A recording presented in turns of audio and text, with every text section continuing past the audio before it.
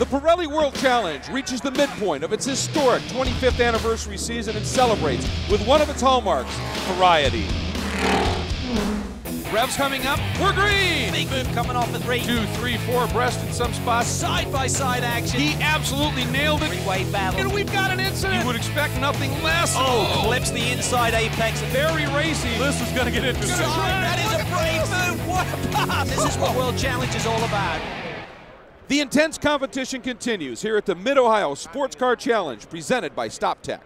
Hi everybody and welcome. I'm Greg Creamer. As always, my broadcast partner is Calvin Fish. And Cal, diversity, Toronto to Mid-Ohio. And Greg, this track is certainly equally challenging. Mid-Ohio is a driver's favorite for a number of reasons. It offers low-speed technical turns, elevation change, and some high-speed turns which will certainly test the limits of both the cars and the drivers here this weekend. And probably the crews in terms of adjusting for setup, and not just the schedule, the shows are diverse too. That's right, Greg. It's a great show today. As you can see, we have 4 races, rounds 11 and 12, right here from Mid-Ohio, but first it's rounds 9 and 10 from Toronto. It's one of the most unique street courses in North America. To get to know it better, let's take a lap with Johnny Red, Johnny O'Connell, and the Cadillac Key Corners. Hi, I'm Johnny O'Connell with Cadillac Racing, and these are the Cadillac Key Corners here in Toronto. Coming down into turn 1, it's hard on the brakes, about the 250 marker down in a second, maybe third gear for this corner if you're carrying momentum. Challenging corner, you saw the concrete there. Up through the gearbox, 4th gear, 5th gear, all the way into top gear as we come down the long straightaway here. It's got a little bit of a kink, and then it comes into a very good braking and overtaking zone. Turn 3, about the 450 marker, we're hard on the brakes. Down into 2nd gear, into our apex. Notice that concrete, very slippery. Up into 3rd gear, through turn 4, up into 5th. Now we're hot on the brakes. Back down into 2nd. This right here, boom, turn 5, critical corner. You got to carry your momentum. Up into 3rd gear for turn 6. Long right-hander, you get a late apex, accelerate on out. Then up the gearbox again, 4th gear, 5th gear, through turn 7. Tricky little kick now, hard on the brakes, down in a 2nd for turn 8. Look at all these pavement changes. Man, that makes it a challenge for us and the engineers trying to get our Cadillac right. We go into turn 9, again 2nd gear, short shift up into 3rd gear, for turn 10, hard right-hander. Final corner as we are out of breath. Down the straightaway, turn 11, challenging racetrack here in Toronto. And those are your Cadillac Key Corners. It is a racy street course to be sure. And Cal, it is time for us to take a look now at our MOTUL braking zone here. And I think Johnny gave us the teaser on it. There's one in particular that's something else called turn 3. Greg, I just love this circuit. You blast down Shoreline Drive. It's the fastest part of the racetrack, and you get to our MOTUL brake zone today, which is turn 3. It's the prime overtaking opportunity on this awesome street circuit. Drivers will try to defend the inside line if they are under attack, and it's always typically action-packed down here. And if you do outbrake someone, the corner hooks back around, so you've really got to try and complete that pass. And also, as Johnny O mentioned, there's a big concrete patch there, as you can see. Grip is always an issue also. It is exciting to be sure. Now let's take a look at our MOTUL race analysis, and it's a little hazy out there. We've got over 40 cars in the starting grid. Temperature, though, perfect right now, 78 degrees, 11-turn street course, 1.7 miles, and those race lap records set by Johnny O'Connell and Nick Janssen in the 2 classes last year. Qualifying speeds blew the existing qualifying records out of the water. We would think these would fall as well, and this is about as recognizable a track as you can imagine. Our Pirelli storylines got a couple of factory guns have showed up. Yeah, this is going to be fun to see how Nick Tandy from Porsche and Kuno Whitmer, one of the Viper factory guys, can integrate into this street fight here today. And also, as Kuno Whitmer, of course, a Canadian, has a huge following. You're watching him and the kids that follow him around. It's interesting. The Cadillac street course, you'd think they're going to be awfully strong. They've won 3 of the 4 street races this year, so you'd have to think they're going to make hay here today. And that man, the mojo of Mike Skeen right now, coming off of 2 consecutive wins at Road America. This is a little bit different battleground for him, of course, so we'll see how that plays out.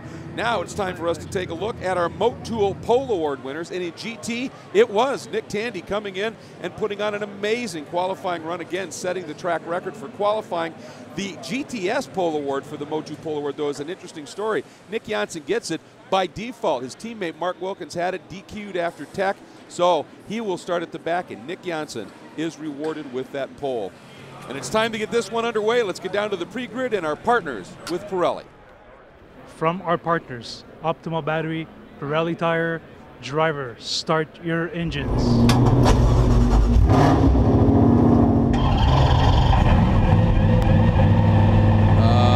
forward to this one. Love the sounds of this variety of machinery heading out. There is our official pace car from our friends and partners at Cadillac. Boy, are they a great partner to this series. And we are about ready to go. The grid is rolling off. And there you see it, the front row. As we show you the grid across the top, the front row, those two factory guys coming in. They don't have a whole lot of BOP on those cars either. That couldn't have hurt. The cars are going to be awfully strong here today, and it's going to be fun to watch. Those guys are not thinking about championship. It's the first race they've done all season long, so they're going to be going for that win. And right behind them, all of the championship contenders. This is going to be fascinating. Interesting, though, to see the Cadillacs, which are usually so strong on the street circuits, back in the order just a little bit.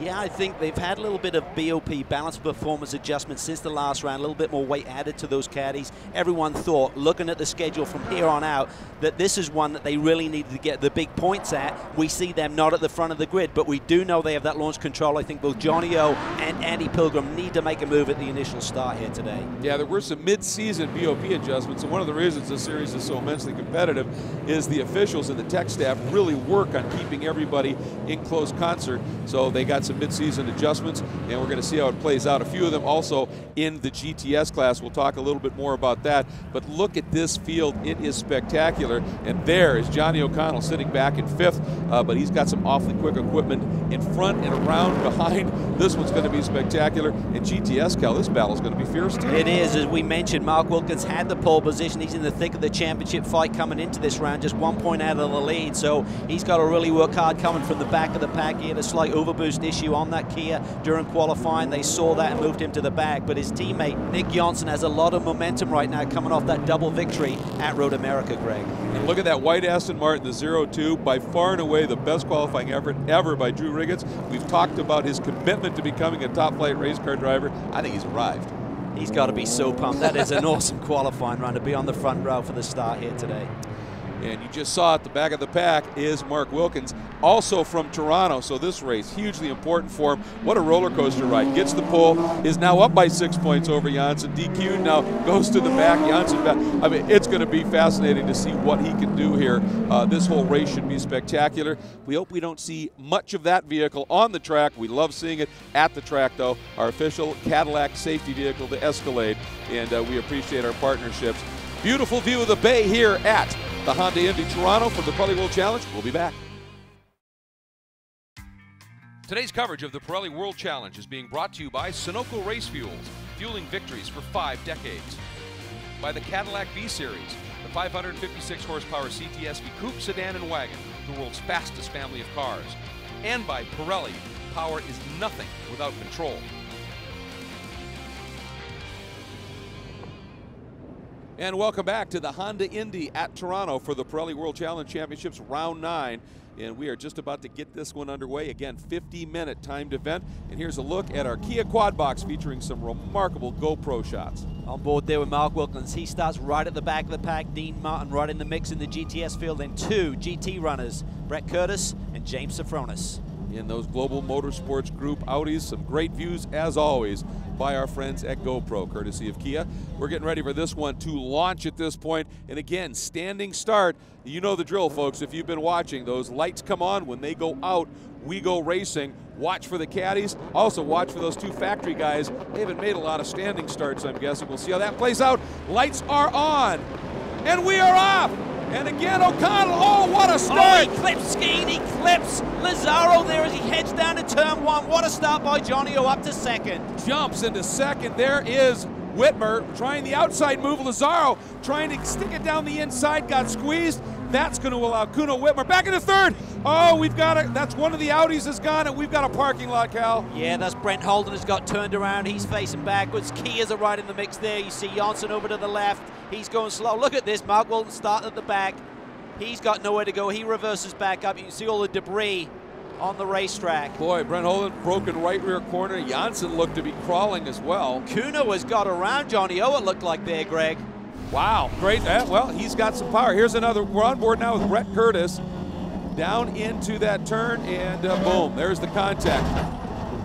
Yeah, it's just such a funneling effect there. I think it was from over 45 feet wide down about 25, and the 2 GMG Audis not playing well together. couple other cars collected. I mean, you can see bodywork damage for, that's Fred Roberts, that red, white, and blue Viper. On board now with Tim Pappas a little bit farther back. Oh, right in the middle of it, Cal. Wow, I think he may have got through there unscathed. Took a little bump there on the left front. Now here's Holden. And it just goes, I don't know if he got tapped, if he lost it on that concrete, but there's the hit. Boy, and look at Dean Martin just able to skate through a couple of guys. Watch this, this should be fun. Yeah, Optima Battery's best standing start. As a result, Dean Martin, who got mired back in the pack. Look at that launch he got to start with. He was already inside of our pole setter, Nick Johnson there. Then he manages to get through there. Look, I think it's Oshin back and Dean trying to get through that little gap. And there were a lot of other cars affected, some that we no doubt didn't even see some of the contact on. Here's one of them, Andy Lee is in trouble as a result. There's Brad Adams. You can see fluid coming out of the nose of that car. And there's Fred Roberts. I thought he had some pretty significant damage, and it is big. That's a tough break, of course, a Canadian. And Janssen has indeed come to a stop, Cal. Yeah, he has, and we're hearing from pit lane it may be something, there's no real damage to the race car, maybe some kind of mechanical right now, and this is our championship leader coming into this race, remember. Boy, that is huge. And there is the field now under full chorus caution. So you can see Tandy had made good his escape, obviously, at that point, but the caution is coming out. Here's a look at some of the activities in the Pirelli paddock and the top 4 in each of our 2 classes.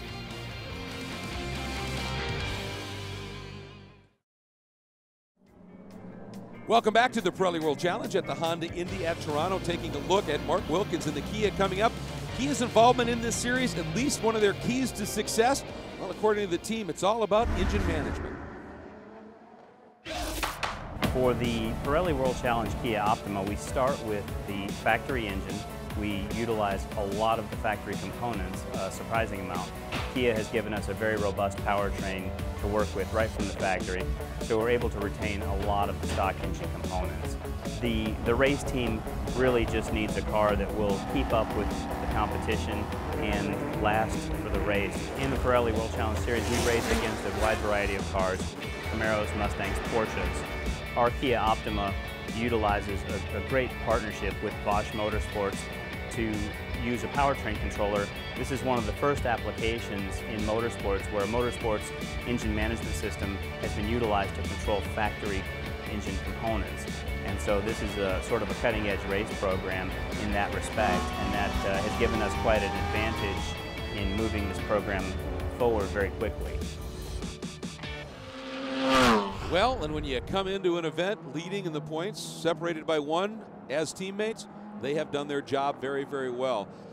We continue under caution, but it's for a different one. While we were away, we had a restart. We're going to take you back, and Nick Tandy getting a brilliant jump in the Porsche. Whitmer in that factory Viper as well. O'Connell there in 3rd, but look at this move, Cal. The young charger, Andrew Palmer, down to the inside of Skeen, takes 5th position away, going into turn 1. Now we're on board with him. Take a look. Heading up to the gate, beautiful move, slices through. Skeen, no answer, has to tuck back in. But only a lap later, heading into turn 8, this incident. Well, I think this move by Mike here is a little bit late. He turns Andrew Palmer, and he's going to be lucky to get away with that one in terms of from the stewards, and Andrew's not going to be real happy either. Yeah, a bit optimistic, down to that inside. And as the McLaren came by behind the 2 of them, it clipped that wing. But then Butch Leitzinger going for a pass, door closed. That is Albert Van Turnentox's big hit in the Lamborghini. Yeah, I think Albert just came across on Butch a little bit as they got down towards that MOTUL brake zone, and Butch had nowhere to go. Watch this. See, Albert just closes the door a little bit. Butch wasn't really even on the brake pedal at that point, so he wasn't expecting that move. Now Butch able to get it woed down with only the contact from the hit. That brought him into the pit, so that brings you back up to date. We are ready to go back to green here at Toronto. And look at this, Tandy now, they're really holding on to him. And Dean Martin right in the mix. That's the onboard shot in the GTS car.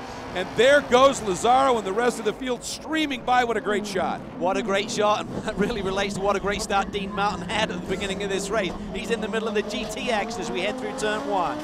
You're in the middle of it too, riding on board with Mike Skeen. Oh, big moment there. That was the McLaren of Thornton, and I think that was Mancuso. Yeah, what a save by Nick Mancuso. He's had a pretty rugged time of it here on the streets of Toronto, running for the local team, R Ferry Motorsports.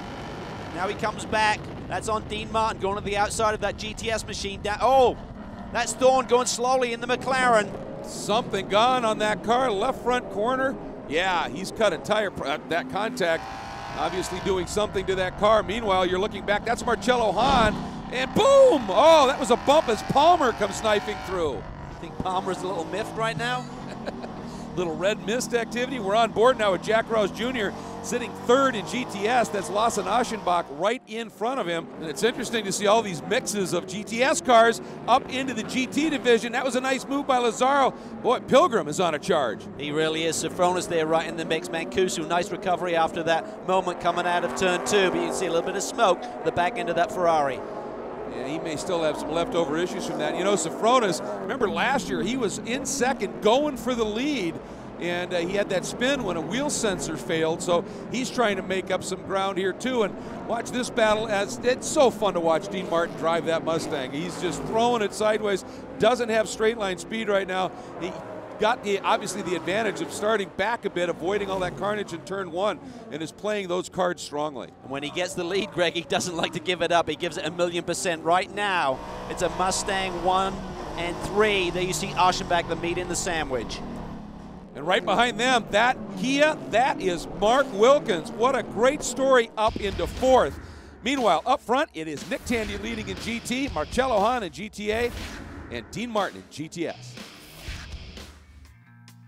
The Pirelli World Challenge is being brought to you by MOTUL, the official lubricant and brake fluid of the Pirelli World Challenge.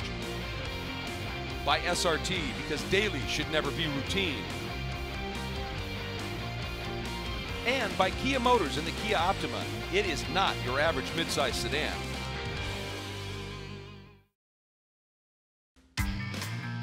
Today's coverage of the Pirelli World Challenge is being brought to you by HPD, Honda's North American Racing Company. By Porsche, intelligent performance. And by the Fiat 500 Abarth, small but wicked.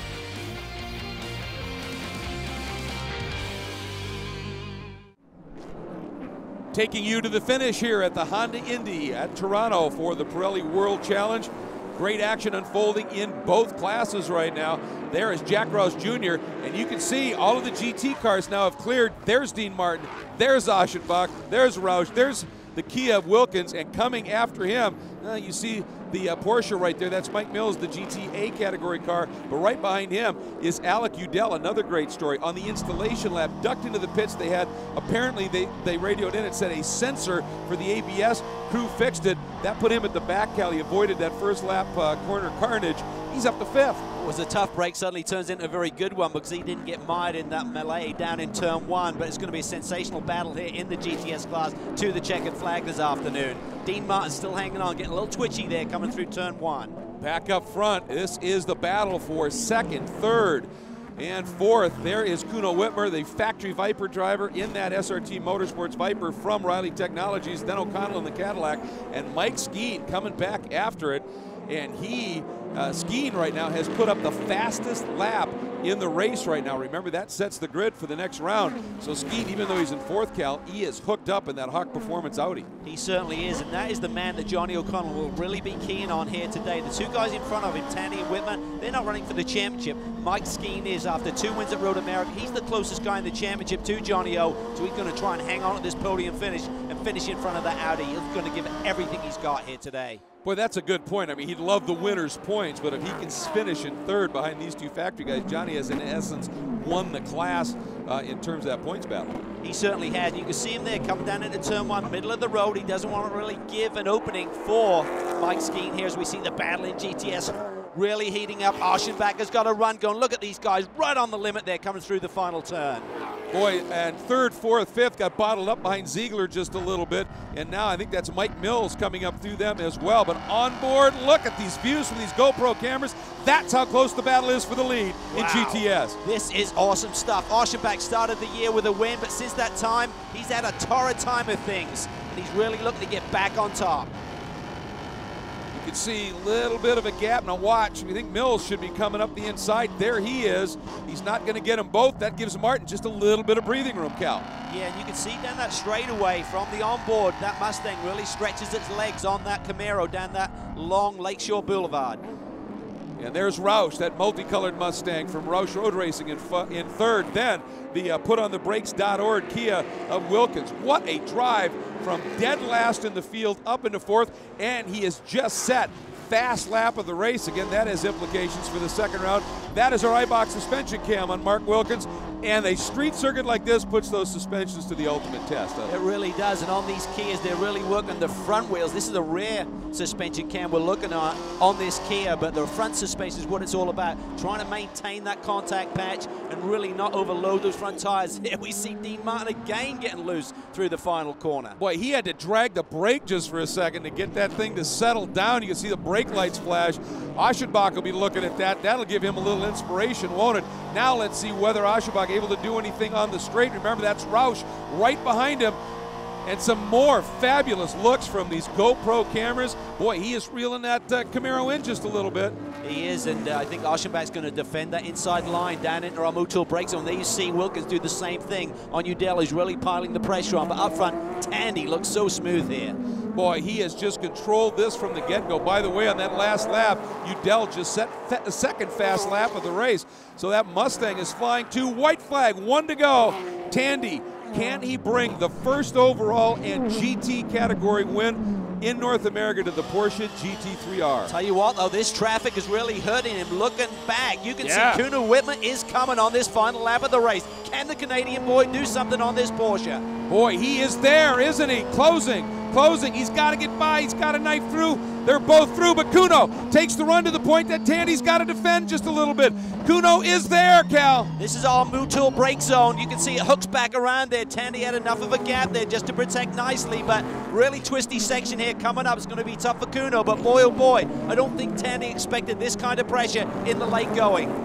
Boy, Dodge Viper SRT and Riley Technologies wanted to bring this car here with Kuno to showcase the potential for this customer program. I think they have achieved that already here. Boy, what a great battle, last few corners. And again, Whitmer closes. He does, he is on the attack. How can you believe that a 2-second lead is now this with a couple of corners to go? Like you said, it's traffic.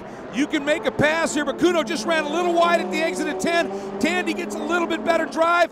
It will be Tandy and the Effort Porsche taking the win over the SRT Motorsports Viper. What a great day for these two factory drivers coming in these programs, but behind him, those two I should say, Johnny O gets the job done. This battle's not done. Martin's got the lead, but again, even with that little bit of an off motor, he's got the legs in the Camaro behind him. Oh, Roush coming right after him, Cal. Roush is piling the pressure on too. Dean Martin looks comfortable at the front. Last few corners again. Can Roush get Aschenbach offline? No. Actually, it's Roush that runs a little wide. Can Wilkins then get the drive onto the front straight?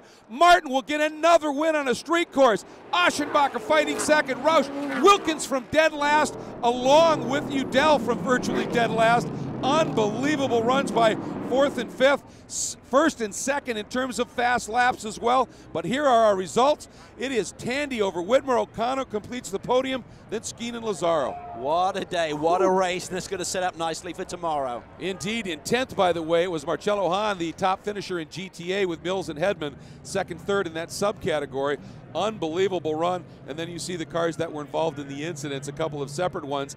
In GTS, Dean Martin continues his strong form in the street courses. This one coming with a little bit of luck, being back actually in qualifying. Just an awesome opening lap, and he held on to it nicely. Big day there for Mark Wilkins, coming from the back of the pack up to fourth. Big championship points for him, with Nick Johnson having problems. Absolutely, and in Toronto. So you got a couple of guys in GT and GTS Canadians having big days here.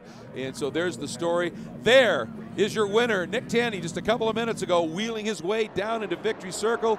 This is what it looked like when he flashed across the finish line. And now let's get down to Jeff Lepper. So Nick Tandy, you come in first time in the Pirelli World Challenge, racing North America for you, and you get a win. She's a good little girl. She's been a good girl today. Yeah, it was a good race. A couple of safety car periods, of course, which closed us up. And, you know, traffic on the last lap. Kuno got very close, but, you know, I knew it was going to be fair, just try and hold my line. And, yeah, we brought it home. It's a great result for Effort Racing, for Porsche. I'm chuffed to bits to be here. Make no mistake, folks, that man is world-class in talent. Here is a look at our Cadillac CTSV move of the race. Great pass by Palmer down unschied. Perfectly executed. A big move for fifth, but it didn't hang on there for long. Nope, here's another look at it from the onboard, and I mean, that is a classic overtaking maneuver down into turn one. Didn't give Skeen anywhere to make the counter move. Well done indeed. Dean Martin, speaking of well done, you know, not having the run he wanted in qualifying. Oh, track awareness, getting through the scrum. He's now with Jeff Lepper. It's tough to pass here, so we just had to make sure we were fast down the straights, get off the important corners, and we did that. Lawson had a great car and really, I think, probably could have pressed the issue a little bit more, but cut me some slack. And you know, it's good. Hey, we'll take it however we want. We started the race. The rain started drizzling a little bit. I'm like, oh no, it's going to rain. So a little bit of panic, but hats off to the Rehagen Racing guys, Picture Cars East. Pirellis were awesome today. You know, start to finish. We were worried we were going to get a puncture, but they held up. We were great. And you know what? He got the OPTIMA Batteries Best Standing Start Award. He also gets the SUNOCO Hard Charger Award, and a lot of it because he was able to thread that needle through the carnage. Absolutely, and big points for him today. It really throws him back into the championship mix as well. And so let's now take a look at our key turning point of the race, and obviously, Cal, it had to be that first big incident. Yeah, just unfortunate the two GMG cars get together, turns one around, and just a bottleneck down here in turn one. Absolutely. So that's how that all checked out. There's a couple more looks at it with some fabulous shots from the GoPro cameras. MOTUL fast laps of the race sets the pole for the classes in the next round of the championship. Skeen in the Hawk Performance Audi in GT. GTS, boy, Mark Wilkins making the best of it. He'll start up front in GTS at home. That round will be coming up from right here in Toronto in just a minute. The machines and their manufacturers span the planet. This is no spec series. Diversity breeds excellence and brings battle.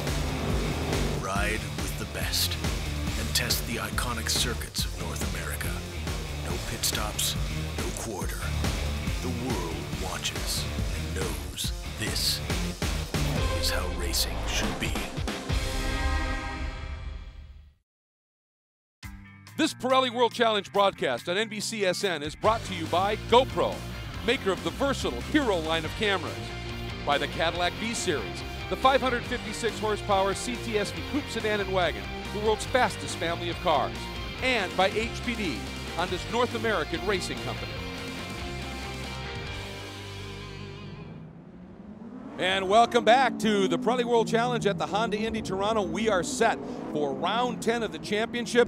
Little development here. Due to some rain and track conditions, drivers hadn't seen the track yet. They have elected to do a rolling start, give them an opportunity to see that lap on a pace lap, Cal. So then we'll be going green. But for the caddies, not good news. That is huge news. It really compounds Johnny O's and Andy Pilgrim's problems here because they haven't had the outright speed of some of the front runners, and they're not going to get that advantage they always seem to utilize at the starts. Absolutely, and there's the guy who set the fastest lap, Mike Skeen. This rolling start is going to be huge for him up front, to be sure. Let's take a look at our MOTUL GT Pole Award winners. Again, fast laps from round 9. Mike Skeen, another great run in that Hawk Performance Audi. What pace he put together. And for Mark Wilkins, this is huge, Cal. It really is huge. I mean, what a roller coaster weekend. He went from pole to disqualification, 4th, and then fastest lap and pole for today. Absolutely, and remember, there are points for pole. So here we go, rolling start. Pace car is in from Cadillac. It is the Audi and the Viper up front. Watch for it, late green, here we fly. Skeen times it to perfection, and Tandy gets down the inside of Whitmer, 3 abreast behind them. But Whitmer fights back. Oh, look at that. He tucks inside. He takes second spot back from Tandy, and the Ferraris are on the attack. Whoa! Looked like the McLaren was really wide there through turn 1. As you can see, there are damp spots offline. Look at the pace of this Viper. Whitmer getting launched out of that second turn enough. Now he moves over, makes the defense, and Skeen has to tuck right back into 3. Wow, this is awesome racing. Remember, these Pirellis aren't up to temperature yet, so these guys are really dancing on the edge right now. Now into 4, 5, 6. This is the serpentine section of the track. And the field, everybody very smart this time, Cal, through those opening few corners, letting this settle, then go racing. Thorne having a nice run here up in the 5th spot. Remember his problems from yesterday down in this turn. There is a look at the number 36. It's Nick Janssen, he's at the back of this pack, remember, didn't set a lap yesterday, so he's starting right at the very back of the GTS field, trying to fight his way through. Yeah, there's Andy Lee and that Best IT machine. Here's a look at our best start. That was the reason we were showing you Nick, as he launched up 3 spots on this rolling start. That is an important move for him considering his points position. Any improvement is huge. Yeah, we're understanding it was a quick disconnect on his fuel line that went away yesterday and caused the problem down in turn 1 when we had that big bottleneck and the big jam up at the beginning of the race. Andy Lee, of course, caught out in that turn 1 incident in that 9th round, so he too trying to make it up through the field. Meanwhile, there is Whitmer leading away from Skeen. Tandy up next, and here is the battle now at the front in GTS. There's Wilkins, then Alec Udell. Again, as I said, second quick lap in that 9th round. That allowed him to start up front, and this young man, he has found it this weekend. And I think it might be because he's figured out that you have to hustle these GTS cars. He's super smooth, and now he's throwing some aggression at it, and Cal, it's paying off. It really is. You can see Brett Holden there was holding this pack up a little bit through turn 1, then he spread the gap there down Lakeshore Boulevard, but Wilkins taking that defensive line down into our MOTUL brake zone in turn 3. Third again is Rouse in that Rouse Road Racing Mustang, that multicolored machine. And Jack Baldwin, we didn't talk a lot about him in round 9. Early on, he had another ring and pinion failure in the transmission. They have decided to go back to the stock box on that car. And right now, he did get a good lap before it happened. That puts him up into 4th. Look at Aschenbach. Big move there down in the turn 8 brake zone. That was on Mitch Landry, and Mitch in that Versacrane Deep South Mustang, also running from the Motorsports Development Group team, had a tremendous race yesterday, a career best finish and a great lap, put him right up in the front. But now he's under attack from the defending class champ, and in fact, Aschenbach, as you said, now through. Wow, look at this. Wilkins defending all the way down into turn 1, and Jack Roush Jr., his car is really hooked up. It is, and you can see Martin now trying to bounce up a little bit. Even though he won, he didn't get that great lap. Again, he's running an old motor in that car. And he said, outright pace we don't have, but that man knows how to hustle a machine. The problem for Wilkins is trying to run this defensive line. He really has to use a lot of steering input in the middle of the corner. And the real key with these Kias is managing that front tire wear. That's going to be tough for him today with this pressure he's feeling from behind. Look at that move by Martin around the outside on Baldwin through 3. Now he even tried to take a run down the inside of Roush. Not quite able to get it done. Boy, these GoPro cameras put you in the driver's seat, Cal. Up front, Kuno Whitmer. What a day for the Montreal native at home in Canada. It really is, but you only got to think it's a matter of time before Nick Tandy here gets real aggressive on Mike Skeen for that second spot. Boy, and look at this. You know, we talked about when we saw Johnny O'Connell's Cadillac Key Corners lap, talking about all the pavement changes. Now you add damp spots. Boy, this is one challenging track right now. It really is, and I think at the end of the race yesterday, you could see that Whitmer was really getting the handle on this Viper as we see Tandy go to the outside in our MOTUL brake zone. Boy, can he make it work? No. Right. Skeen squeezes him to the wall. I think Tandy said there's only one way this ends, with me tucking back in behind. That wasn't going to work. Smart man, that Nick Tandy. Great fan interaction at the autograph session earlier in the weekend. Here are your class leaders.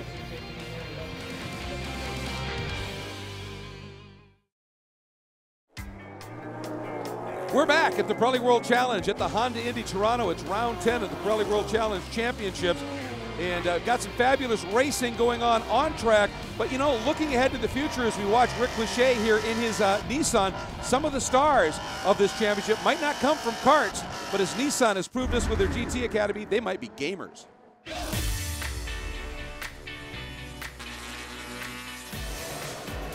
I grew up playing racing games, so I have really good hand-eye coordination that maybe somebody who didn't grow up that way might not have developed from an early age. In the GT Academy, it's a national contest and it's online gaming. And they take the top 12 to Silverstone, England. And then they go for a week, which we politely call race camp, but it's more than that. The maturity, how they represent the brand, how they're developing their speed, and also off camera, how well do they represent our brand and the image of what we project. All I've ever wanted to do ever since I was a little kid, all I've ever dreamed of. Going from basically, the living room to traveling all over the world within a 3-month time span is definitely a huge shock. But it's something I've always wanted to do my whole life, and it's the only job I've ever really wanted. So for me, it's absolutely perfect, and I look forward to every day. Well, I'll tell you, some of the success of those gamers on a global level is spectacular. Now, as you can see, Nick Tandy has gone around and is now all over the back of Whitmer for the race lead. Here's how that happened while we were in break. Great pass by Tandy on Skeen. Real aggressive move down to the inside on Skeen, and right there, look at that. Here comes Whitmer right across his bow. That was really tight. Extremely tight. Skeen thinking about it, not able to get it done. And then a couple of Audis getting together. There you see Brett Curtis in the number 32. That's the United Steel Supply Valspar entry. And Walt Bolin in the Tampa Bay Jaw Surgery Center's Audi R8 Ultra getting together. That caused a caution. We went back for a restart. It was clean. And that is a look at the restart. Once again, you can see Tandy already right there and going after Whitmer. And he is continuing that, Cal. The charge is on. The charge is on. Lazzaro sits there in the 3rd spot. Skeen is now demoted back to the 4th position. And now Whitmer going to come up on some lap traffic. The number 40 of Jeff Reeves. Very, very close. That is really tight. Tandy is starting to heap on that pressure. He wants the lead of this motor race. Boy, he may have had a shot there, but Chris Outzen, it just was enough in the way that Whitmer able to take advantage and hang on here. So good job by Outzen letting those leaders through pretty much unaffected. And boy, I'll tell you, Tandy, he is in, as you said, full chase mode. He is, and what a position for these two drivers. Two factory guys coming in for a one-off, hand them the keys to two really fast race cars and just say, go at it, boys. No championship to think about. Very cool. Yeah, they've got to be enjoying this big time, and a nice job there, Ray Mason, keeping the door open, letting Tandy through. Now back into the GTS battle, and once again, Wilkins has the lead. But look at those two Mustangs from Udell and Roush. They are so close, Cal. They are really close, and the neat thing is that Alec Udell is keeping it really clean right now. He's looking for his first podium run of the season. It's been a very frustrating year for young Alec. They'd like nothing more than to grab a win here today. He's going to keep piling that pressure on. Well, I really think he's suddenly, they've really, obviously the car's good, and I think he really has figured out how to drive that now, and he's just come alive here. Here's a look at Mike Mills in the number 41 Effort Racing Porsche. Pretty lonely run today, leading the GTA subcategory, and it certainly can't hurt for the team to have Tandy's data to look at. Speaking of data, how about some information on our social media sites? You can go to World-Challenge. Lots of news and views on the Pirelli World Challenge. You can go to World-ChallengeTV.com and cool in-car videos, interviews, this complete race, all other World Challenge races right there. Facebook page. Interact with other World Challenge fans. Post your race pictures and video. And, of course, Twitter. Join the World Challenge Twitter account at twitter.com/WC Racing. Lots of opportunities for you. Great action. Oh, and a big moment here. Tandy's That's around. Tandy. Tandy from P2 has turned it around down in turn 1. That's Mancuso. Oh, Nick Mancuso had nowhere to go skate. Oh, big damage. What a weekend for Nick Mancuso. Unbelievable. That is his 3rd incident on the weekend. None of them really of his own doing. And that hurt Tandy bad, Cal. Oh, look at Nick Mancuso. Major damage to the left front of that Ferrari, but more importantly, has taken away the great battle for the lead. I'm not sure what happened to Tandy there down in turn 1. He and Whitmer were going at it hard. Well, here's a look at it, Cal. Oh, he looks to the inside. He's up over the curb. They touch. And that turns Nick around. Lazzaro and Skeen skate through. Oh, and Tandy trying to do the snap turn and nothing. Mancuso is sideways on that concrete trying to slow down. Unfortunately, Thorne got through there clean. He's having a great run here today in that Capex McLaren. Yeah, he really is. After the issues in round 9, he has come alive right now. Here are your leaders in our 3 classes at the Pirelli World Challenge. The Pirelli World Challenge is being brought to you by Grassroots Motorsports, the hardcore sports car magazine. Subscribe today. By OPTIMA batteries. With up to 3 times the life and 15 times the vibration resistance, OPTIMA batteries really are the ultimate power source. And by Ford. Go further.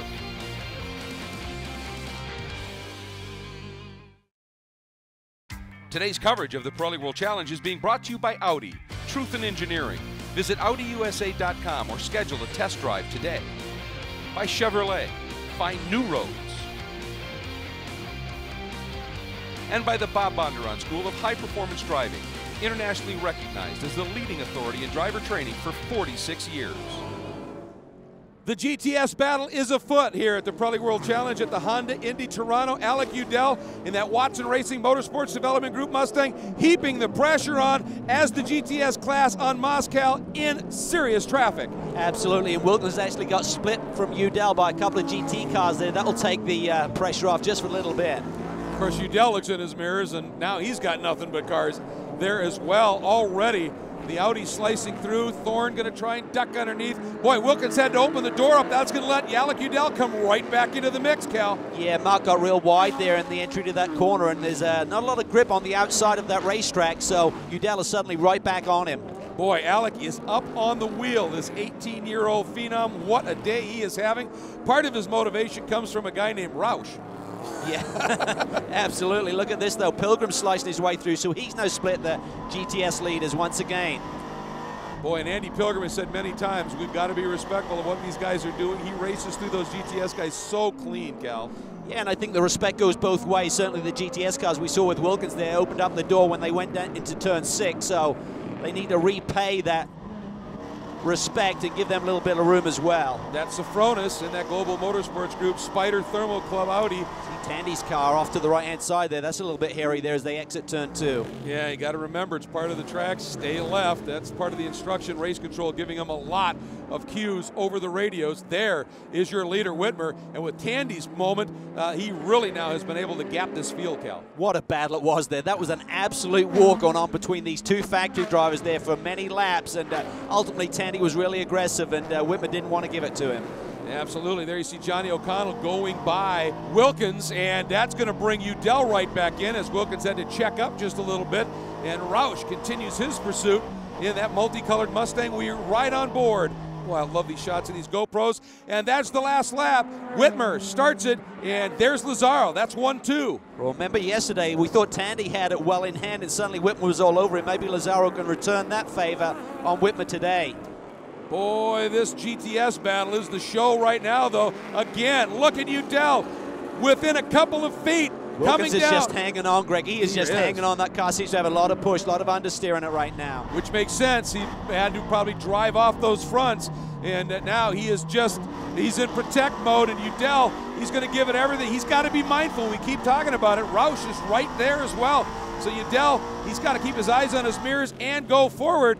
Boy, there's the look. They've got a little bit of breathing room, Cal. Yeah, this is just mono a mono right now. Udell doesn't have to think about Roush right now as they head down into our MOTUL braking zone. Oh, look at Wilkins there dancing on the brakes there, but keeps it under control, gets through this turn, and that was really critical here. It's tough to pass from this point on. There's Whitmer with Lazaro, and Whitmer able to maintain that advantage. He is in turn 10. He comes up now, final turn 11. Kuno Whitmer, a second and a win in his return to the World Challenge after his last visit in 2010. Welcome home, Mr. Whitmer.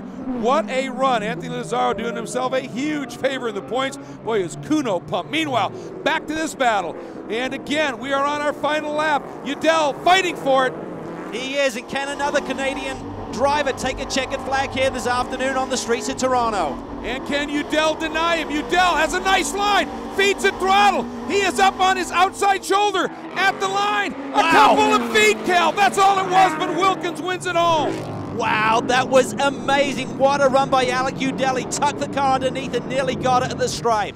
Absolutely fantastic. He's going to come up alongside, and those two guys are going to be looking at each other. They're enjoying that moment, huh? That was so clean. I mean, at any point in that race, Alec could have turned him around. Boy, fantastic. Meanwhile, here are your results. Whitmer, Lazaro, Skeen. Nice job points-wise on the podium. Thorne and Pilgrim complete the top 5. Mike Mills getting the win in GTA over Knox and Henrik Hedman. And tell you, what a battle up at the overall front early on. And Lazaro, he tried. He really did. Then we see our GTS winner, Mark Wilkins, on home turf. He lives right here in Toronto. A great day for him. Alec Udell, beautiful performance. Yeah, notice that margin of victory. We'll talk more about that here, but an amazing run up at the front, some fantastic battling, and Nick Janssen back there in 12th.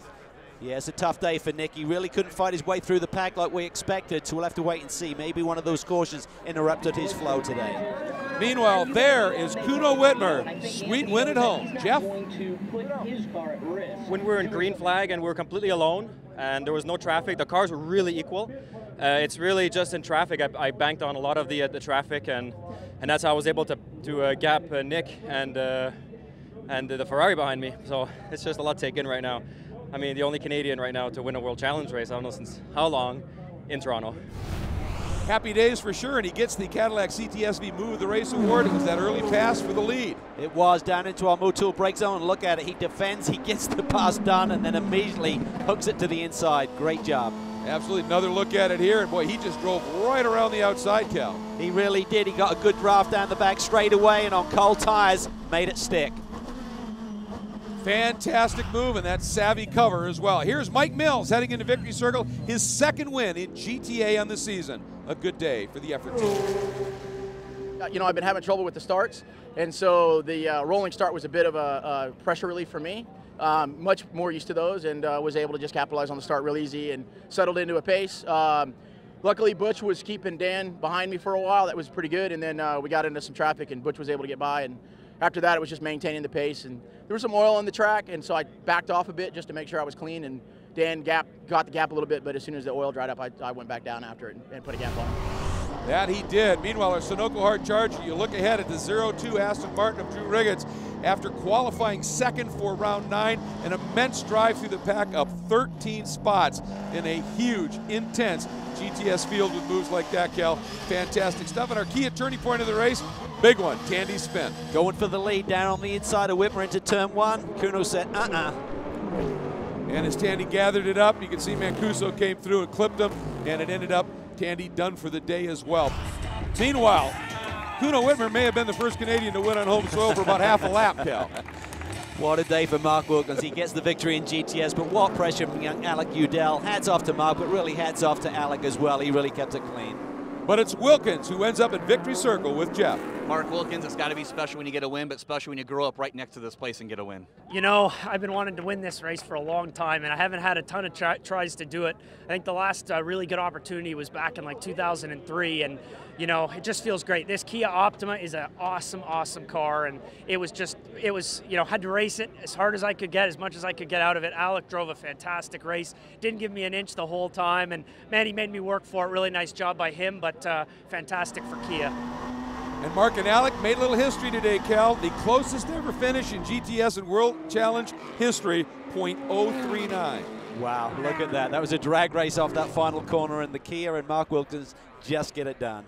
Boy, the Pirelli World Challenge puts up some remarkable racing, doesn't it? Our MOTUL fast laps for round 10. Mike Skeen again in that Audi. He's putting a bunch together in that Hawk Performance machine. And Jack Baldwin with a healthy gearbox, he does good work, doesn't he, in that Reset MD Porsche Cayman. So that wraps up our coverage from Toronto in rounds 9 and 10, rounds 11 and 12 coming up at the Mid-Ohio Sports Car Course. Stay with us.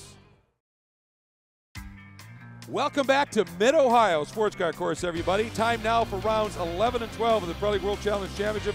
Cal, we had some fabulous racing at Toronto, to be sure, but here at Mid-Ohio, this is a completely different challenge for these guys. This is one of the best road courses in all of North America. It's very technical in some of the turns. It's got some really high-speed stuff. It's got some good overtaking opportunities as well. Well, for a look at our Cadillac key corners, let's get an onboard lap with none other than Andy Pilgrim. Enjoy the ride.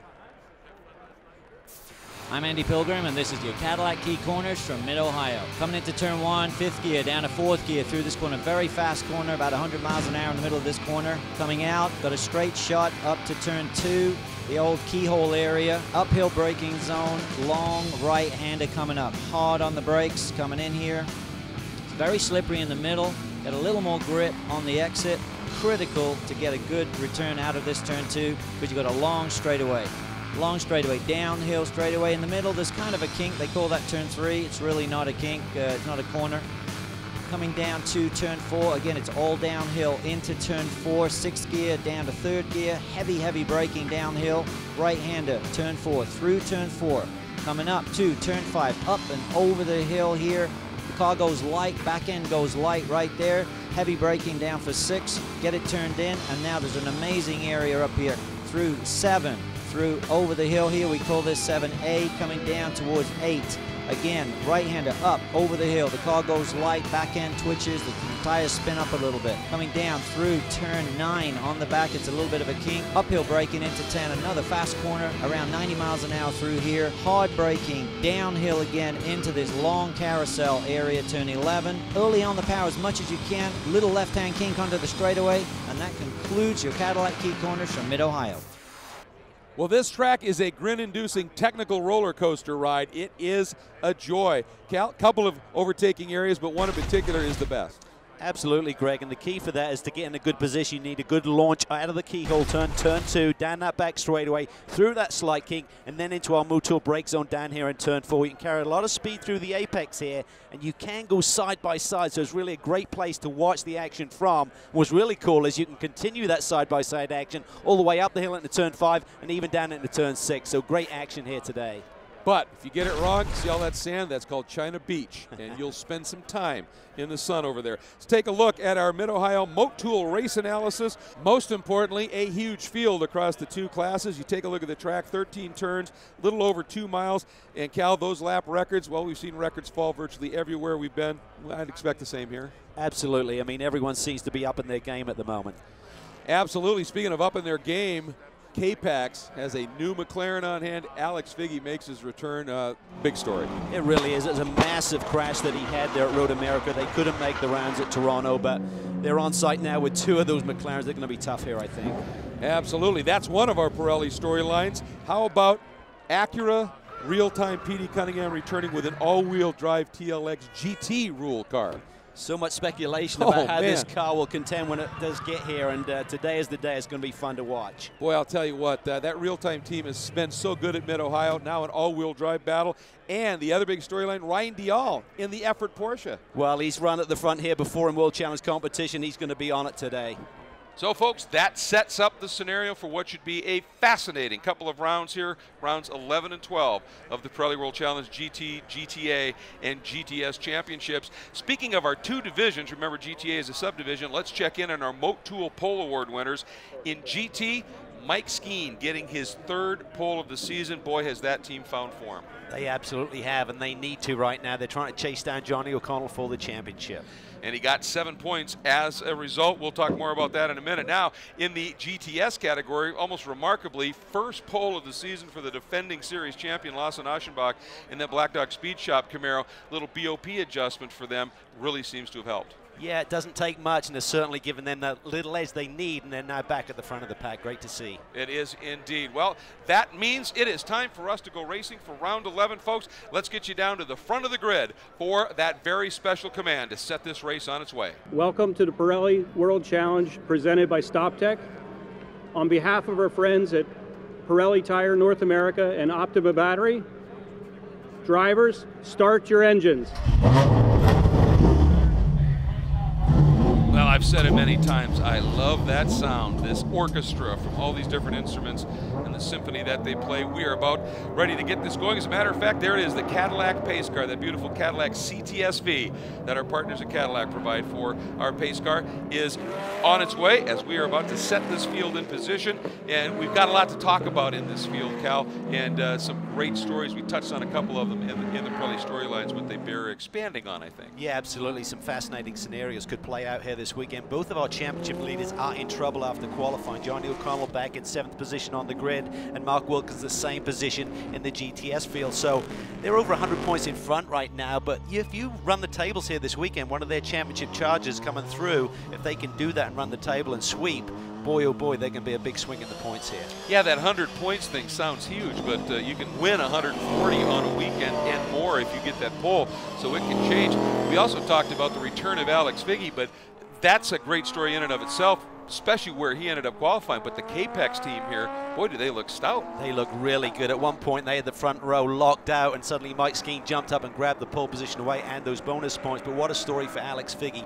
Huge wreck at Road America. They rebuilt the car, missed the Toronto rounds. He's back at a track he loves, Greg. He won both rounds here last year. The K-Pax team have the notebook on this track, but it's a new race car they're bringing this year. They had the Volvos last year. That was a very strong car for this circuit. But that McLaren, suddenly they're starting to find the sweet spot. I spoke to Alex Alex this morning said we're taking bigger swings at the setup. The championship essentially for me is over, so we can take a few more risks and it's paying off. And quickly on Mike Skeen, getting the pole, you were telling me off mic that that's allowed them to make a little bit of a setup adjustment. Well, yesterday in practice they were playing with the downforce levels on the Audi. The Audi really likes the downforce and take advantage of the braking zones and attacking the corners. He said yesterday we were thinking about if we didn't have good track position as in a good grid spot, we'd probably take some downforce out so we can pass down the straightaways. Now starting on the pole, he can run that downforce in the car. He's going to be tough to beat today.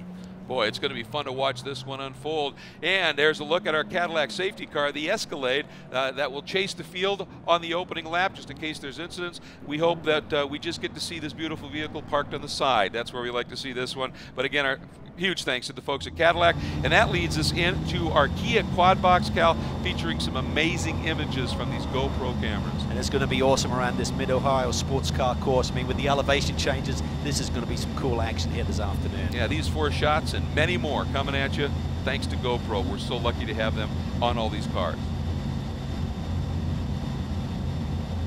Well, folks, there are the last few cars stacking into position. We are ready to go. Round 11. It's the Mid-Ohio Sports Car Challenge presented by StopTech.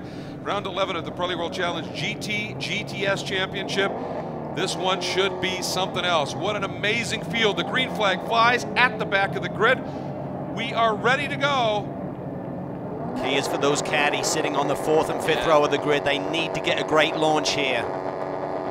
Watching for the signboards and the light sequence to come up. I love this moment. The anticipation builds. The standing start. There we go. We're green. Oh, not a good start from the outside by Figge.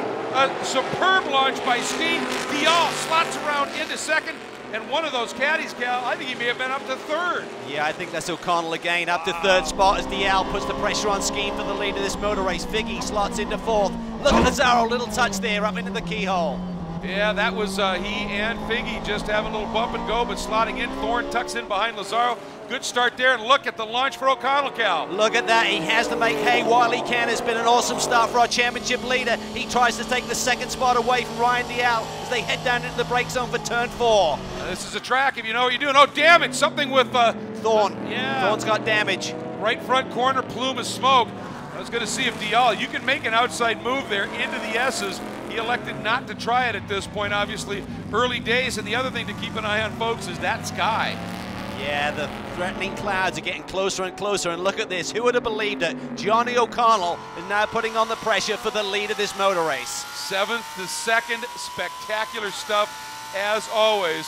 And there's Dial in that 31 Effort Racing Porsche, then a bit of a gap back to Figge. Skeen's going to be thinking, boy, oh boy, what a perfect weekend so far, until he looks in that rear view mirror and he sees the guy that he's chasing in the champ. Oh, Hana's around. Oh, and he's got to be very careful about rejoining. Oh, look at this. Oh, nasty squeeze play. Oh, one of the Nissans hits the curb there and turns. And that gets Stout as well. That's 57, Boucher, I believe.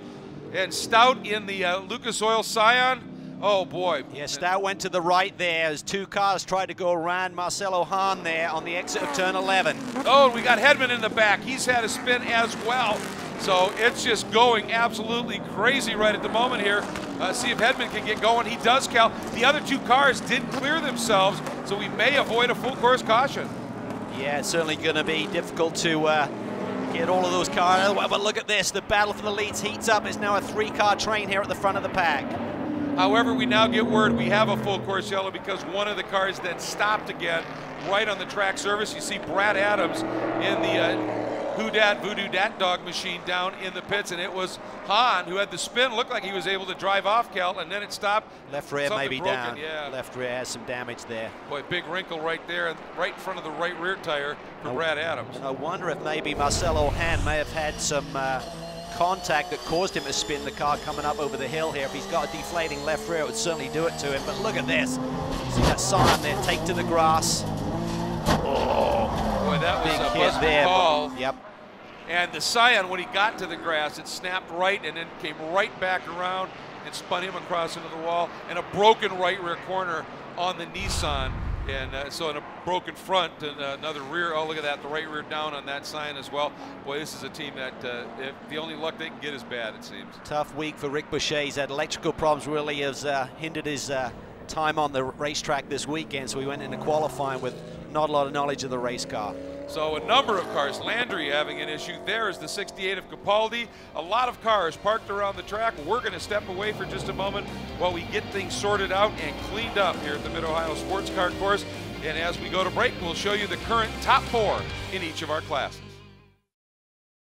The Pirelli World Challenge is being brought to you by StopTech, championship-winning brake components and systems for racing cars and high-performance vehicles on the street or track. StopTech, brake late, finish first.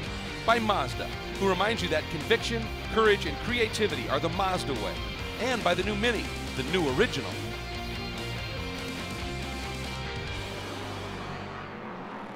All right, folks, welcome back. Once again, we are ready to go back to green here at the Mid-Ohio Sports Car Challenge, presented by StopTech. Pace car is in.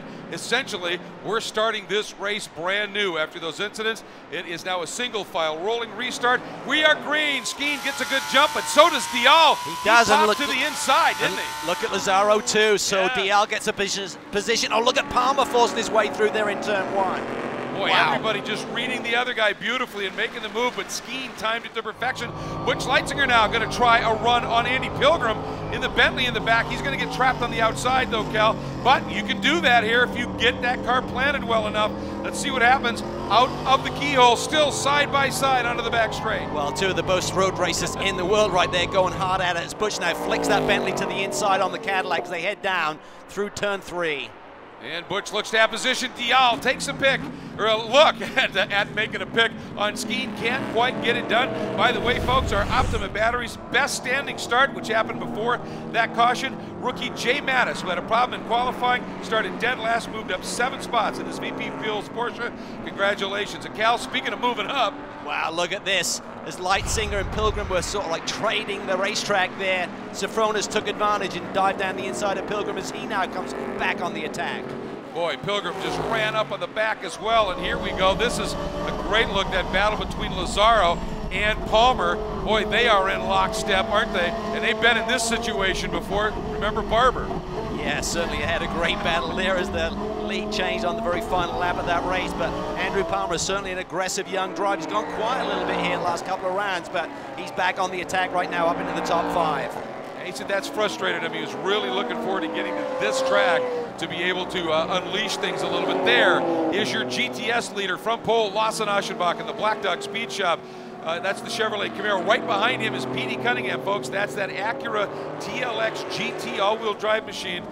They're not quite where they want to be in terms of pace. Talked to Petey, he said they have a little issue they found with the front end of that car. He said once we solve that, he said we're going to be much more in the thick of it. We know what it is. We'll get it taken care of. You know they will. They certainly will. They have such a great heritage in this championship, and that car is really cool when you look underneath the skin. See a lot of dust there flying off the keyhole corner, which is the corner you really need good traction to fly down this back straightaway with. Boy, did Aschenbach get a great start. Obviously, before that caution, he had a couple of GT cars between himself and Andy Lee, and he now has himself a little bit of a margin, but now those GT cars have gone by. He might actually get held up a little bit here in the S's and in Madness, and here comes Andy Lee in that Crown 7 Best IT Camaro. Yeah, certainly that BOP change with that air restrictor has brought these Camaros to life. They run 1-2 right now. Dean Martin in that picture car's East Mustang sitting in 3rd. Dean Martin said this is one of his favorite tracks. He couldn't wait to get here either.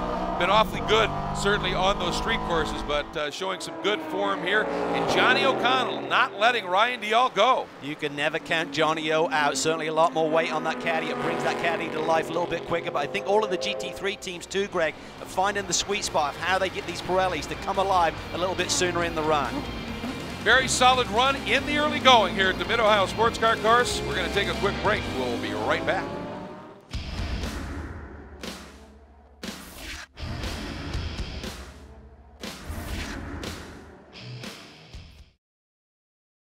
We are back at what is now a very wet Mid-Ohio Sports Car Challenge presented by StopTech. It just came out of nowhere, folks.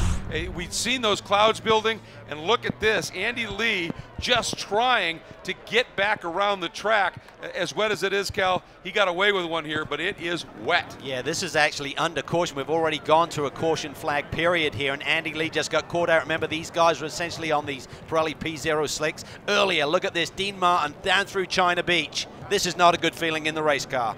No, he gets into it. He gets away with it. It wasn't a hugely hard hit, just a little damage. However, following him off as it started to get wetter, Jack Baldwin was in. There you see Jack sitting there. Watch. This is the second Aston Martin. That's Jorge De La Torre going in. He hits hard. See the wheel sitting there. That's Drew Riggins.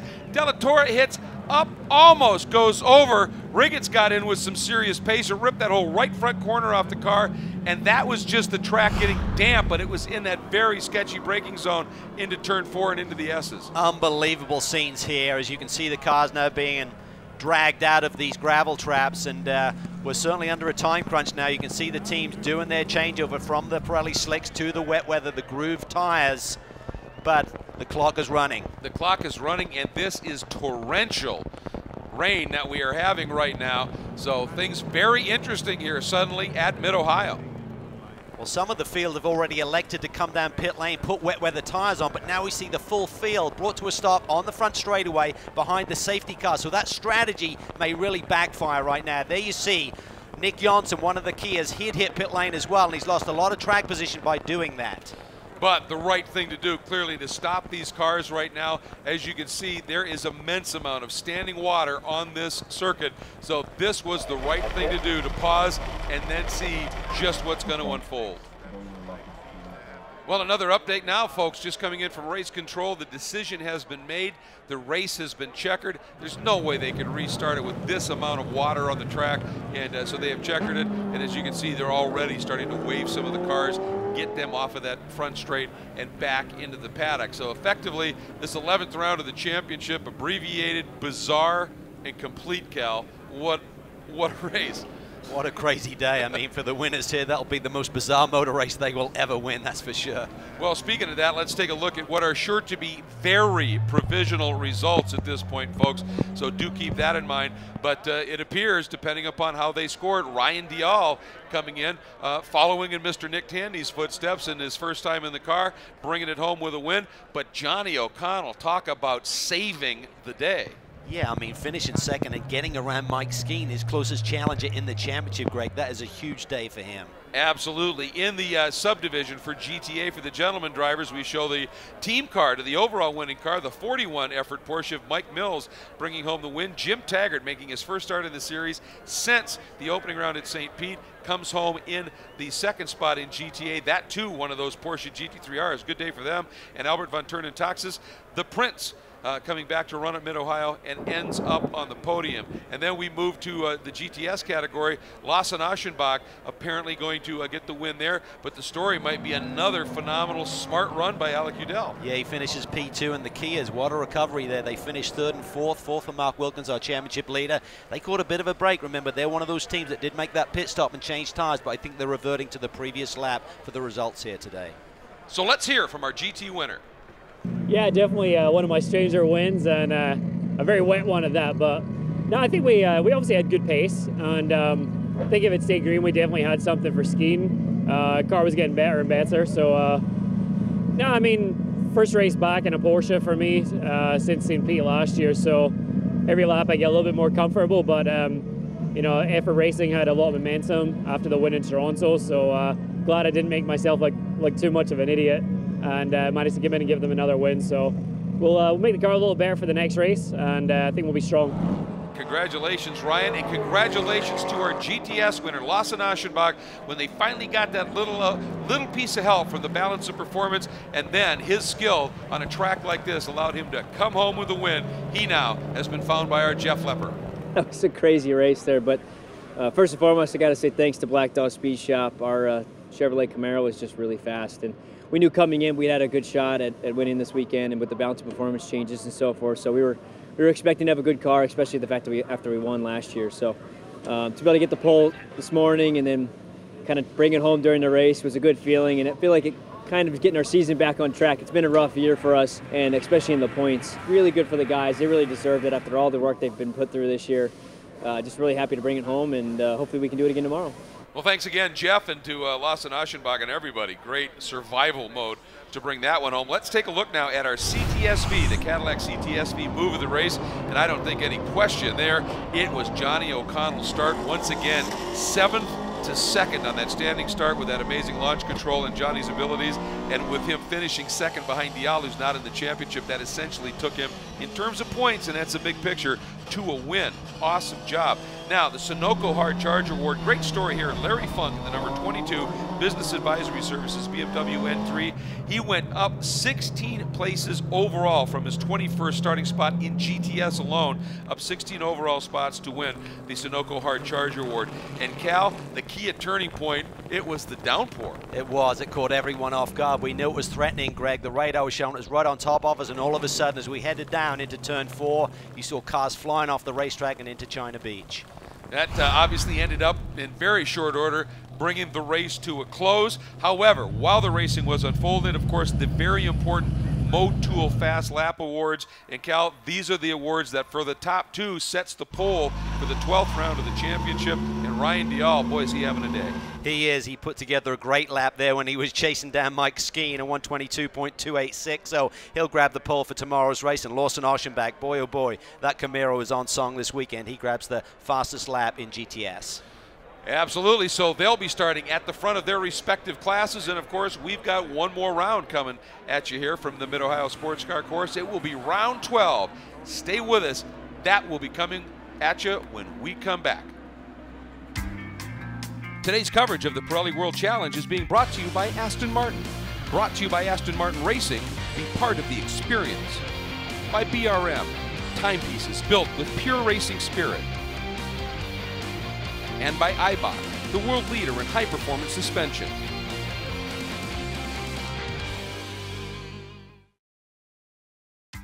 Welcome back to one of America's premier motorsports facilities. It is time for the 12th round of the Pirelli World Challenge GT and GTS Championships. It's the Mid-Ohio Sports Car Challenge presented by StopTech. I'm Greg Creamer again along with Calvin Fish. As always, Cal, after a somewhat bizarre 11th round of the championship, conditions look a lot better. Huge crowd on hand today. What are you looking for? Well, I'm looking to see if Johnny O'Connell can repeat that miracle first lap that he put together yesterday. He qualified 7th, was up to 2nd immediately, and ultimately finished in P2. So that was a huge day for him. He thought he was in big problems with the pace of the car, where he was gridded, and today he starts on the 2nd row of the grid. Look for that black caddy to really leapfrog off the start once again. Yeah, considering Dial isn't in the championship, that was huge for Johnny. Let's take a look at our MOTUL Pole Awards, again established by fast laps in the 11th round of the championship. Ryan Dial getting that pole award in the effort racing Porsche GT3R in GT, and in GTS it's Lawson Oschenbach in the number 1 Black Dog Speed Shop Chevrolet Camaro. He had a wicked quick time during the race, so that's where they will sit. And start we will, as the field now has taken its position. Just a few of the GTS machines at the back, including our pole sitter winner yesterday, Lawson Oschenbach. Everybody queuing up here. This huge field, Cal, pretty much takes up the entirety of this front straight. Yeah, they pushed the front row all the way down towards turn 1 so you can get the full field lined up here on this front straightaway. But big anticipation here. Look for Johnny O. He's the car 2nd in the left side column there, that number 3, the red mirrored black caddy. Look to see what he can do on the initial start here today. And we are getting word now that everybody has taken a position. Alex Lloyd in the Hawk Performance number 12 Corvette stalled on the roll-off, so he will either start at the very back or maybe starting from pit lane. So that's out there he is. So he will be at the far back of this field. But we are ready to go. Round 12 for the GT and GTS championships. Just got word, race control, the grid is clear. Revs are starting to come up. Oh, this is going to be fun. It's a launch right into a turn. Dial gets away, but look at O'Connell. Off the launch, around the outside. He's by Skeen. I don't know if he's going to get Dial, but a brilliant start. Andy Pilgrim as well, Cal, sweeping around the outside of 1. Yeah, great start by Johnny O, and he has the momentum as they head up towards the brake zone, but DL protects on the inside line. Palmer, a great start. He's up to 4th in that red mirrored Audi. Oh, Johnny thinking about going around the outside, and Skeen sensed opportunity, almost tucked his nose down the inside of the keyhole. Now it is the launch. Everybody cycling in. James Safronis, then the 2 McLarens. And boy, I'll tell you, that was a bit of a loss for Thorne once again. They're still struggling to get those cars off the line. Look at Pilgrim making a big move down the inside of Lazaro. He takes away the 5th position. Fantastic opening sequence of corners for Pilgrim. He is absolutely dialed right now, chasing Palmer now. I spoke to Andy this morning. He said, did you see that first lap by Johnny O'Connell? He said, I was just amazed, just watching it up ahead of me. he's trying to do the same thing here today. Great opening lap for Andy. Now Sofronis, Lazzaro got that inside curb heading into the exit of madness, loosened that Ferrari up. He gathered it up, but he lost a lot of momentum, Cal. Yeah, he did, and Sofronis has really come to life quickly here in this second race here of the weekend. So GMG Audi's looking good. Boy, and Dean Martin looks like he may have got the launch and has jumped into the lead. Atterbury into second, that's that blue number 33. Boy, this is just amazing what's unfolding in GTS. Then it's Lee, then Aschenbach, then the first of the Kias. Well, Dean Martin qualified 9th in the GTS. Oh, a spin here on the front straightaway. That's Boland goes around. Oh, and he backed up, collected the rear wing right off the back of Fred Roberts, who's still spinning, and Atterbury forced way off, Cal. That was an attaboy job of driving by him to bring that car back on. Roberts now is wounded. I think Boland too. Oh, we got a McLaren up, that's Thorne. He's off up in the keyhole turn number 2 here, so drama early in the going. If everybody's able to continue, they Pilgrim. can. Pilgrim again looking down the inside. Deep on the brakes, trying to get that position away, but Andrew Palmer said, no, you're not going to have it. This is a great battle here for the 4th spot. Fantastic. Lazzaro, with that loss of momentum, has lost touch with this group. So here's the blanket right here. There's Skeen, then Palmer, the blue and white Audi with the red highlights around the wheel arches, and then Andy Pilgrim, fantastic. But up front, it is Dial and the number 3 of Johnny O'Connell as Dean Martin starting to draw away, but now Aschenbach up into second. Lots more to come from Mid-Ohio. We'll be back in a minute.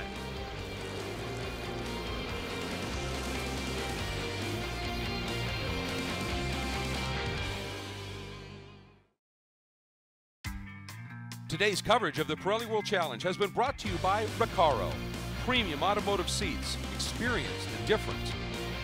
By Nissan, innovation that excites. And by RaceKeeper, the industry's leading video data logger. Make your next lap your best lap with RaceKeeper. We're back in Mid-Ohio where we are cautioned and about to go back to green. We'll tell you about the reason for the caution in a minute, but the pace car is in, the Cadillac CTSV pace car. So it is Ryan Dial in the 31 effort Porsche right there bringing the field around. Johnny O'Connell in second. Absolutely great launch as always. We're back to green. Lots of racing to go, and again, Palmer, as you said, Cal, showing the nose to Skeen down into 1. Boy, that is a brave move. Skeen giving him room. Skeen gives him room and Palmer gives him a little bit of room. He didn't lean on him too badly, and that gives Skeen the inside line for the braking zone for turn 2. But Skeen takes that position. Great stuff here between the 2 Audis. Boy, absolutely, and the guy that this caution, oh, and a bump there, that's Petey Cunningham. Bentley to the inside and an Audi, the meat in the sandwich there. Oh boy, and I think that was Jeff Courtney, the car that Petey got into. It looks like something may have happened to Petey's car, so problems there. This brings Lazzaro back in. Remember, before we went to break, he'd lost touch with that group, and the caution is helping him out. Absolutely, and you'd have, oh, here comes Butch Leitzinger. He hasn't had the best of starts here. Spoke to him this morning, he said it takes a while for this Bentley to come to life. They run over in Europe, but they have tire blankets, tire warmers to get the car up to life early. He said, we don't have that luxury here. Yeah, this has been a great track for them as well, though. They said this track, this car is pretty well suited to it. There is maybe the story of the race thus far. Dean Martin, that Picture Cars East Ford Mustang, he has just won the Optima Battery's Best Standing Start Award, going from 9th to 1st by the end of the first lap, Cal. That start must have been spectacular. Lawson Aschenbach has reeled him in right now, but what a launch for Martin. Well, Dean Martin has rebounded in the best way because he had that off yesterday, remember, and was way down in the points coming out of the race yesterday, but he came into this championship round really in a tight battle with Mark Wilkins trying to chase him down, and the finish yesterday put him further behind, but this is the sort of run that he needs here today to get back in contention. Yeah, and Wilkins has started 3rd. It's where he was set to start here, and he slipped back just a little bit. Janssen right now, the best place. There he is, right behind Andy Lee. But boy, look at Aschenbach tucking in. He's going to go for the move. He looks to the inside, but he's going to be patient here. He realizes he's got a really, really strong car. His early pace yesterday was phenomenal, but a second clear of the rest of the field, so he knows he's got a good car. He knows that Dean Martin is really aggressive. He's not going to give up the lead of this motor race easily. Here's that long run down the back straight, and there goes Aschenbach looking to the inside through the King. Not there, tucks in now, swings out again. these Camaros have historically been really good on the brakes, but Washington is deciding not just yet. But I tell you one thing, he wants to win. There's such a huge point swing if you can get that first position. It's a massive jump between first and second. And with the win yesterday, Oschenbach suddenly realizes, even though that Kia of Mark Wilkins has a massive lead right now, if I can sweep the table the rest of the way for this championship season, I could be in with a shot. Boy, and the pace these two are setting right now is drawing them clear away from Andy Lee and the rest of this field, Cal. Ooh, a little wide there Martin's for Martin. wide. Martin is very wide. That allows Oschenbach to get on the power a little bit sooner, but Dean's still protecting that inside line. Doesn't give it to him. Pushes Lawson wide there on the entry to 11. I think if you went through a list of the most difficult guys to pass in World Challenge, Dean would at least be on it.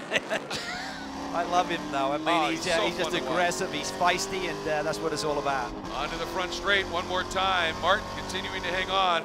That white picture Cars East Mustang with Oschenbach in tow. Yeah, he's looking really good, and right now Gables is doing a great job there. He's running in the 4th spot. Wilkins is now up to 5th after a mediocre first lap. Oschenbach now going for it. This is down into the keyhole. He's through, Cal. We have a new leader. It is Lawson Oschenbach out of the keyhole with Martin tucked into 2nd.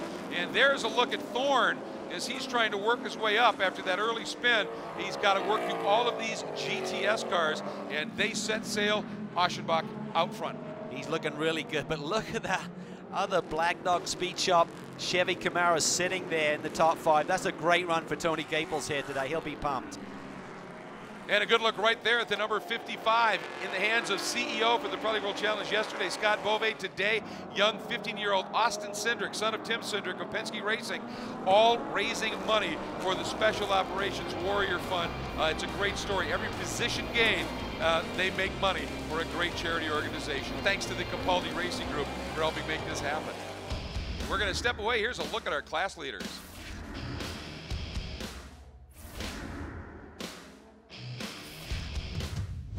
Machines and their manufacturers span the planet. This is no spec series. Diversity breeds excellence and brings battle. Ride with the best and test the iconic circuits of North America. No pit stops, no quarter. The world watches and knows this is how racing should be.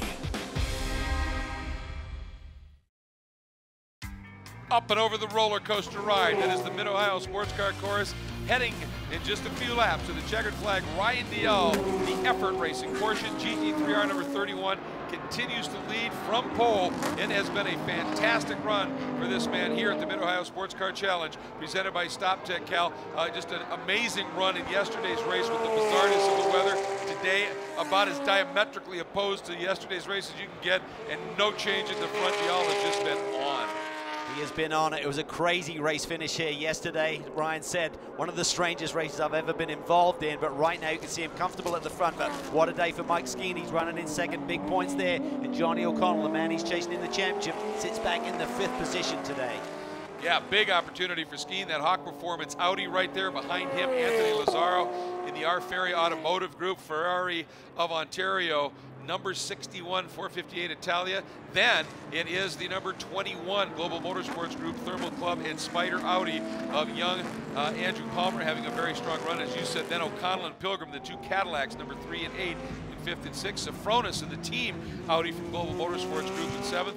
Butch Leitzinger in the Bentley having a very solid run. That Breitling Mobile 1 Bentley in the 8th spot. Yeah, that Bentley has looked really strong here in the late going. He just didn't have the best of starts, best of first laps, but has fought back well. And I think that Bentley is really going to be on the podium before the end of this season. Alex Figge in the McLaren making a return after missing the 2 Toronto rounds after that huge shunt at Road America, now runs in the 9th spot. Michael Mills, the team effort car in the number 41 entry, is currently leading the GTA subcategory for our gentleman drivers. But Albert von Turnen-Taxis, the German nobleman, he is coming on in that number 24. That car, that Lamborghini Gallardo, is hooked up as we are now on our final lap, Cal. Final lap. Dial has a nice, comfortable margin up front, and I don't see any traffic immediately in front of him. Here we're looking at the GTS leader. That's Lawson Oschenbach. Janssen runs in 2nd. Dean Martin has been dropped to 3rd, and Wilkins is up to 4th. He's had a great few laps here and has really made some big points. Absolutely. I mean, he had dropped back as far as 8th from his 3rd starting spot, and Mark just put his head down, and he really started to haul that putOnTheBrakes.org Kia Optima from the Kinetic team, the Kia Motors America program, back into contention. More huge points implications, isn't it? Absolutely, and every point is critical as we're winding down on this championship season. After this round here today, just 4 more rounds of this championship. So when you're the championship leader, you're just trying to tick those boxes as you get through the season. Meanwhile, here is the man, Ryan Dial, up and through the exit of madness. That is turn number 9, that right at the apex, it just drops away. Great car control required down there. This guy has it up through turn 11, into the carousel one last time. There's Skeen, then Lazaro, then Palmer. So that gives you an idea of the margins. But for Ryan Dial, he has been spot on and comes onto the front straight. He's going to do the sweep. Effort Racing picks up rounds 11 and 12 here at the Mid-Ohio Sports Car Course. Skeen, an important run to second. Lazaro up into third. Just a fantastic run by the Scotsman. Absolutely, Ryan put on a tremendous performance here today. A big day for Skeen, a big weekend for Lawson Aschenbach. The championship looked to be out of reach, but getting 2 full points here on the weekend will be big for his championship charge. But look at Nick Janssen, he's not giving up either. He came into this round 2nd place in points to his teammate Mark Wilkins, and another strong podium run for Kia. Yeah, I think Janssen had designs on maybe doing something, and then these 2 GT cars got in between and had allowed Lawson to have a little bit of breathing room. He brings the Black Dog Speed Shop, number 1 across the line, sweeping as well. So a couple of sweeps in the categories here this weekend, and it's a potential triple sweep if Mike Mills can hang on. He won GTA yesterday in round number 11, so he might just have an opportunity here to make it happen. But there is Ryan Dial, winner once again here at Mid-Ohio. So with Dial's 2nd win of the weekend, let's take a look at our provisional results. Dial gets the win, but I'll tell you what, the real story is the points battle behind him. It really is. Mike Skeen's 2nd podium of the weekend, and you see O'Connell there in the 5th spot. So not a great day for O'Connell, but coming in here, they thought they'd be in trouble. They're probably pretty satisfied with that result. Absolutely. Now let's take a look at, well, first we want to mention in GTA, once again, Mike Mills getting another win. Great weekend for effort. But how about GTS, Aschenbach running the table? Yeah, Camaro coming back strong. Lawson needed to, and he did it exactly right. 2 wins here. Great day for Kia, though. Nick Janssen in 2nd spot, and Wilkins on the final lap, getting by Dean Martin for that crucial podium position. So that's the story on the results, and of course up front it was a great day, a great effort by Effort Racing and Ryan Dial. Let's get down to Victory Circle and Jeff Lepper. Yeah, full effect for Effort Nation. Man, that was a quite hard race. Restarts are never very fun, but Effort Racing, Porsche 911 GT3R, excellent. Double for the team, so really happy. Hopefully I'm back at the next one, but it's not easy with the restarts. You know, I think it takes us a couple laps to get going, but my brother's going through some big surgery tomorrow, so this one's for him. Well, truly a great day for Ryan, but as we said, Cal, it's the points behind him. That's the story. Well, O'Connell continues to lead, but Skeen really tightens things up with those 2 podiums. Less than 100 points now, the margin with 4 rounds remaining, but a great battle for 3rd between Lazaro, Palmer, and Pilgrim. Then a great battle in GTA, our subcategory for our gentlemen drivers. And once again, Mike Mills putting together a superb day for effort. Huge weekend for him in terms of points. Absolutely. With that double victory, he extends the point lead over Henrik Hedman, and Dan Knox sitting there in 3rd. Now let's take a look at our GT manufacturers points presented by Nissan. Cadillac still hangs on, but Audi, Ferrari, Porsche, all of them squeezing that margin just a little bit, making that battle a lot more intense. Now let's go to our Cadillac CTSV move of the race. It was a beauty, and it was for the lead. It was Lawson Aschenbach making the move on the fast starting Dean Martin and picking up the lead. That is our Cadillac CTSV move of the race. And of course, that took Lawson right to the win. It was a sweep for him as well. Might just bring him right back into the plan in terms of points, and he is now with Jeff Lepper. Well, Lawson Aschenbach, 2 in a row. It's got to feel pretty good after your season. You know, I got to say hats off to everybody at Black Dog Speed Shop. I mean, these guys have been working so hard. We've had a rough year. Everybody knows that. The series had they had the hardest job in the world of balancing all the cars, and fortunately they gave us some help for this weekend, and we came in really excited. We love Mid-Ohio. The car was great here last year, and this Team Chevy Camaro was just flawless all weekend. So really excited about the win. It kind of puts us maybe back in that championship run. You know, we're not giving up yet. We know we have a mountain to climb again, but you know, we're gonna give everything we have. You know, it ain't over till it's over, right? So thank you. Well, it was a great day for Aschenbach, but how about those GTS driver points, Cal? Well, it's 2 Kias up front. Great weekend for Mark Wilkins. A big lead right now over his teammate Nick Johnson, but with the way the points are set up, anything can happen with 4 rounds to go. In a very tight battle, that double victory for Aschenbach. He moves up to 3rd, and a really tight battle with Dean Martin. Let's take a look at the GTS manufacturers points presented by Kia. Yes, Chevrolet, with Aschenbach's couple of wins here, has closed up on Ford, but with the Fords being behind, Kia's actually stretched that margin just a little bit, so a good run for them. Our SUNOCO Hard Charger Award, well, that goes to the number 97 of Mitch Landry in the Versa Crane Deep South Ford Mustang from the Motorsports Development Group of 14 spots after starting right at the back of the pack. Great day for him.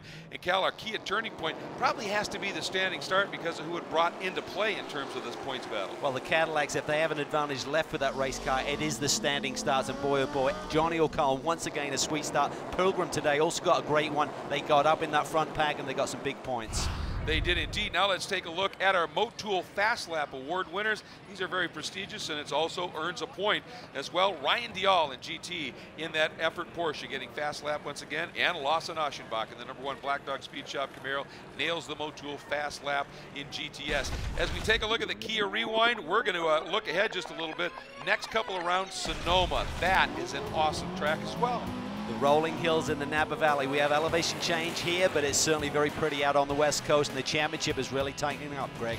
It's going to be a fierce battle. Make sure you join us there. Thanks so much. For Calvin Fish and for Jeff Lepper, I'm Greg Creamer. Thanks for joining us here at Mid-Ohio. Take care, everybody.